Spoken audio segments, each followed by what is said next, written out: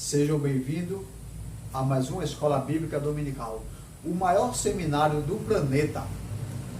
Juntos iremos estudar, irmãos, sobre a morte e a volta de Jesus Cristo, baseado em 1 Tessalonicenses capítulo 4, do 13 ao 18. Estaremos na 8ª lição. Vamos estudar mais uma vez a Palavra de Deus, o maior seminário do planeta. Amém? Diz assim a Palavra de Deus: Não queremos, porém, irmãos, que sejais ignorantes a respeito dos que dormem, para não entristecerdes como os demais, os quais não têm esperança. Pois, se cremos que Jesus Cristo morreu e ressuscitou, também Deus, mediante Jesus, trará em sua companhia os que dormem. Ora, ainda vos declaremos por palavras do Senhor, isto nós, os vivos, os que ficarmos até a vinda do Senhor, de modo algum pereceremos aos que dormem, porquanto o Senhor mesmo, dada a sua palavra de ordem, ouvindo a voz do arcanjo, ressoada a trombeta de Deus, descerá do céu, e os mortos em Cristo ressuscitarão primeiro. Depois nós, os vivos, os que ficarmos, seremos arrebatados juntamente com ele entre as nuvens, para o encontro do Senhor nos ares. Assim estaremos para sempre com o Senhor. Consolai-vos uns aos outros com estas palavras. Amém?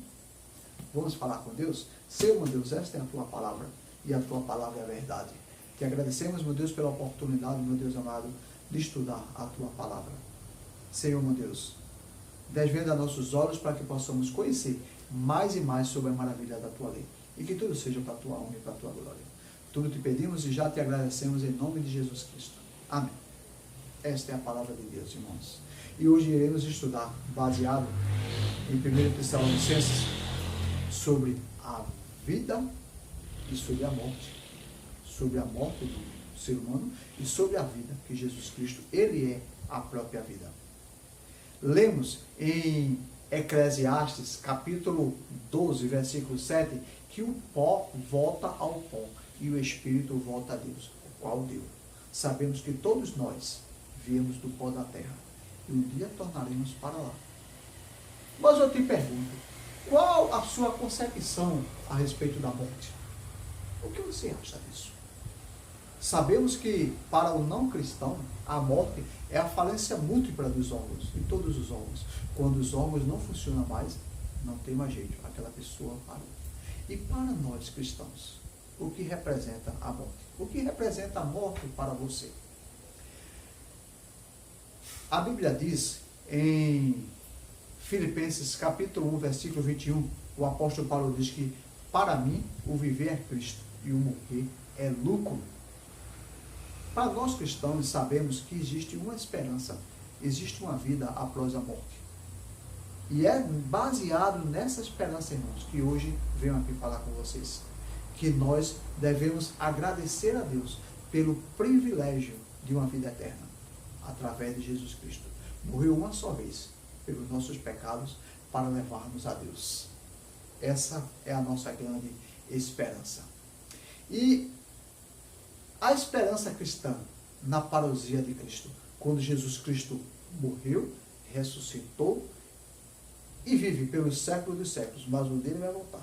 Essa vida entre a sua ressurreição e a sua volta. Isso aí, irmãos, é a nossa grande esperança. Saber que o mesmo Espírito que ressuscitou a Cristo um dia, nos ressuscitará no último dia. A Bíblia fala em João, capítulo 3, versículo 16, que Deus amou o mundo de tal maneira que deu seu único Filho, para que todo aquele que nele crê não pereça, mas tenha a vida eterna. Quando Jesus Cristo veio ao mundo, ele não veio ao mundo só para morrer, mas ele veio para morrer e nos salvar. Essa é a nossa grande esperança, o nosso grande prazer em saber que Jesus Cristo está conosco. A gente vê em Apocalipse 2:10 que diz assim: não temas o que há de padecer, ser fiel até a morte e dar-te-ei a coroa da vida. Para isso, irmãos, é preciso ser fiel, é preciso confiar, saber que existe um Deus capaz de nos dar a vitória. Para isso, irmãos, tem que ter fé também. A Bíblia fala que sem fé é impossível agradar a Deus. Porque é preciso aquele que se aproxima de Deus creia que Ele existe e que seja galardoador dos que o buscam. Está lá em Hebreus capítulo 11, versículo 6. Temos que confiar, irmãos. Confiar que Jesus Cristo, Ele nos dá a vitória. E essa vitória, ela é um marco em nossas vidas. A gente acreditar, a gente confiar, a gente viver nisso. E com isso a gente vai ver 3 eventos escatológicos da vida de Cristo. Porque muitas vezes a pessoa pergunta, como é que Cristo virá? Como será esse evento? A Bíblia tem a resposta para isso. A Bíblia tem a resposta para essas coisas. Em Atos, capítulo 1, versículo 11, tem escrito assim, ó, varões galileus, por que estás olhando para as alturas? Esse Jesus que dentre vós foi levado para o céu, há de vir, assim como o céu viste ir. A Bíblia diz que o mesmo Jesus Cristo que um dia foi, um dia ele irá voltar. E essa é a nossa esperança. Essa é a nossa esperança, irmãos. Primeiro, é na volta de Jesus Cristo. Segundo, é que o Senhor Jesus Cristo vai vir para buscar a sua igreja. Diz assim, em 1 Coríntios, capítulo 15, versículo 23. Cada um, porém, na sua ordem. Cristo, a primícia. Depois, os que são de Cristo, há de vir na sua vinda. Primeiro Cristo, a primícia, porque Jesus Cristo foi o primeiro a morrer e ressurgir. Depois, aqueles que morreram em Cristo, ressuscitarão primeiro.